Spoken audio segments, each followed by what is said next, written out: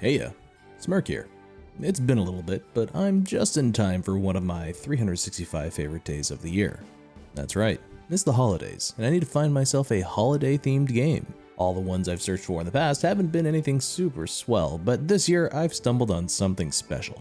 Today's game is called Azazel's Christmas Fable, or ACF for short, which was developed and published by Greg Mulbach.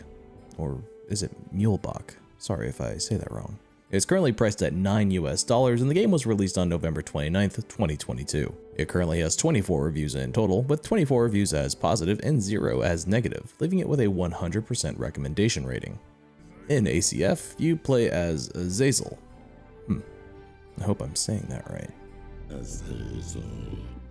Yeah, that sounds right. Anyway, you play as Azazel, a devilish imp that's all in all not that effective at fulfilling his role to Gorgamon the Great. Against what I'd consider his better judgment, Gorgamon decides to send Azazel to the North Pole, a place where his scouts have sensed a great source of joy that needs to be destroyed. Along the way, Azazel is expected to infiltrate the elf community and find this Claus character. ACF leaned hard into nostalgia by designing a point-and-click game that's composed of all the usual suspects. In this game, you'll be collecting items, interacting with both characters and the environment, trying every item in your inventory against everything that looks interactable, and ultimately unraveling the ugly Christmas sweater that is your ultimate story objective. In true point-and-click fashion, you progress through the game by talking to folks and using things that you've collected on people or set pieces in order to make something happen. Sometimes it's the right move, sometimes you think it is, only to realize that nothing actually changed. Okay, what's the worst that could happen? You may think that little doohickey over there might just be a part of the set design, but it may turn out that that piece was what you were looking for this whole time, even if you could perfectly justify why an item in your inventory was more than enough to overcome your current obstacle. It's just a hallmark of the point-and-click experience.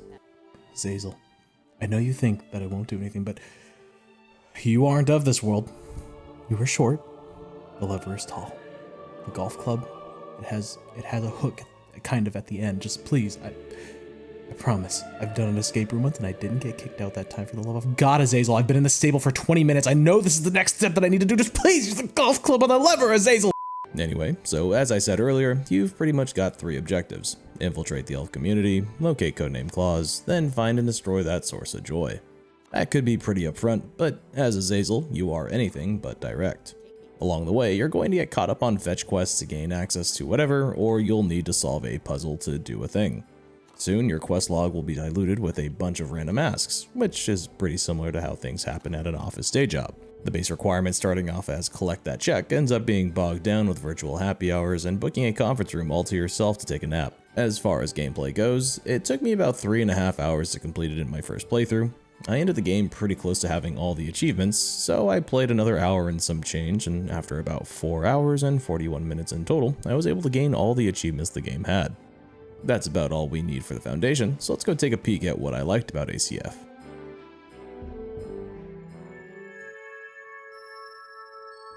The thing that I found myself liking in ACF the most was the gameplay. You might be thinking, well, it's a point-and-click game. How could the gameplay actually be good? The answer to that lies in the puzzles. Point-and-click games are largely just a collection of them. Whether it's a traditional brain-busting logic puzzle, or just trying to figure out what item goes to what person or environment in kind of a shape sorter puzzle. Was that supposed to hurt? The entire game involves critical thought as opposed to mechanical skill. A good set of puzzles to me is that by the end of a solution, I should be satisfied with the ending. If at any point your frustration doesn't turn into relief or triumph, there's a chance that the obstacle itself wasn't designed considerately. The game has 5 more logical puzzles, and out of those 5, I'd consider 2 of them to be difficult and take a bit more time. For reference, these puzzles are associated with the Master Decoder and Master Builder achievements, but I didn't find them unreasonable by any means. Something else that I found enjoyable was the game soundtrack. There are some excellent songs, particularly those related to the Rock God and Expert Navigator achievements. I think something that's really telling is that all the songs were good enough to avoid the feeling of sounding or being overplayed. Now, there's not that many different locations, so you're bound to hear the same song several times over, but the songs aren't drawing too much attention to themselves when they don't need to, which in turn causes them to be more tolerable. For me, they even managed to avoid that idle hatred you get when you spend too much time in a zone out of frustration. You know, that feeling you get when you get stuck and you just hate everything about a zone. In a similar vein, while the voice acting isn't all that remarkable in its raw performance, it definitely added more to the experience as opposed to detracting from it.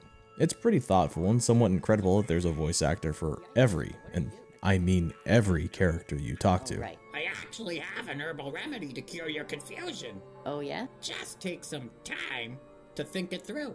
Yikes. When it comes to the cast, I think they're all pretty charming and belonging in this Christmas tale.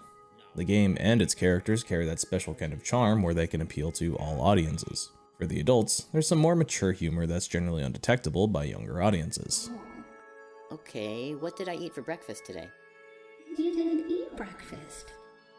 You think skipping a meal will help your potbelly go away, when in fact it only causes you to overeat during your next meal. There's also the bits of meta commentary that provide a good chuckle. Sure. Tell me your thoughts on the depictions of mythical characters loved by children worldwide, consuming copious amounts of alcohol. Then overall, the game is clean and engaging enough for younger audiences, though I can definitely see them getting caught up on some of the puzzles. I don't know about y'all, but aside from the humongous entertainment games like Putt Putt or Freddy Fish, I wasn't able to finish a single point-and-click story game, but it never bothered me as a kid. It was just nice to have something to do on the family computer when you're trying to avoid talking to your distant relatives. But back to the characters, I did feel like the developer had managed to avoid heavily relying on tropism, which adds some layers of depth and dimension to the characters. For example, Brad is one of my favorites, and he even comes with his own conflict that could be sympathized for by audiences of all ages. For a two-dimensional game, it has some three-dimensional character designs. Lastly, and this didn't influence my scoring, but is still otherwise remarkable, but the developer responds positively to feedback. For some examples, you could see on the Steam community board that he took into account some suggestions and made some changes in agreement. It was through these suggestions that the game was $9 instead of 10, and also seemingly how we had gotten achievements. Admittedly, Greg Mulbach, or Mulbach, tends to align agreeably to commenters, so it'd be interesting to see how he responds when someone challenges something that he doesn't agree with. Anyway, that's about everything I've got for this section, so let's move on to the more questionable.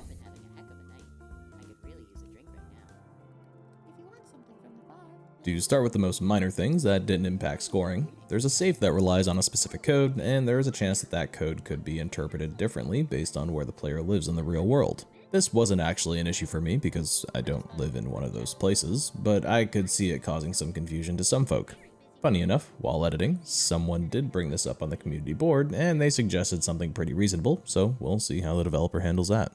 Anyway, on to the only air quote real problem I had with the game. It's mostly in relation to the UI and the way the game is displayed.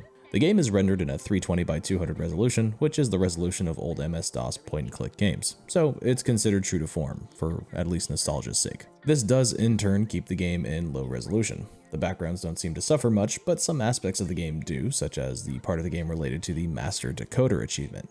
The symbols on the pad are very difficult to make out and don't always resemble the key you're referencing. The game also plays in full screen by default. You could play the game in windowed mode by holding Alt and pressing Enter, but the game in windowed mode doesn't feature cursor lock, which means your mouse cursor is going to fall outside of the playable screen as you click along the edges of the window, as you're expected to do. Then lastly, pressing the escape key doesn't bring up an opportunity to return to the menu. It just skips to the quit game prompt, which only closes the game or returns you back to your playthrough. A return to menu button would be nice in case you needed to load from another save, which could be convenient for some of the achievements, considering you can only get some of them at a regular story interval, which would require you to play the game over again. These criticisms are ultimately minor, but still worth mentioning. That's about everything I wanted to call into question, so let's take a look at the total recap and score. I think I see a way up back.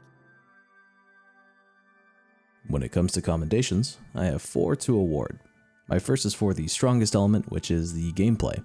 I thought the puzzles were challenging and fair all the way down, and this game is chock full of them, and I'd say they're all built with this consistent quality. My next 2 are for the sound design. For one, as far as the soundtrack goes, I found it to be overall well made with a couple of outstanding tracks.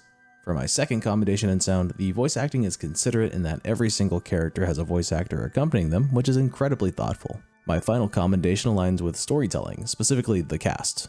Just about all the more prominent characters you come across carry a reasonable amount of individuality and personality for whom otherwise could have been easily made up of a series of tropes in this short holiday-themed game. When it comes to criticisms, I have 2 minor ones, one within graphics and another within UI. For graphics, the resolution of choice does hinder at least one element of gameplay in a non-critical way. For UI, the game lacks the capability to return to its main menu. With all these things considered, I can give Azazel's Christmas Fable an 8 out of 10. Many elements of the game are well done, some other elements, such as the storytelling, fall into the unremarkable category, and there's only some minor quality of life pieces that actually hold the game experience back. I recognize that holiday-themed games aren't lucrative endeavors. Not everybody partakes in the same holidays. There's also not a lot of time for some people to enjoy holiday games around the time period they're most appropriate for. They hardly get the acknowledgement they deserve around their intended ship dates, let alone the rest of the year, so whenever I see one, I feel inclined to experience it in this time of year. If you're anything like me and enjoy holiday-centric games, consider playing Azazel's Christmas Fable. Alright, that's it for the video. Sorry for not producing anything as of late. If I ever fail to release a year-end holiday video, it means I've died. Or given up. Maybe both. Don't forget to like the video if you like the video. Feel free to comment your thoughts, and subscribe if you want to see any of my future content. Feel free to slap that bell's thick ass if you want to receive notifications for future videos.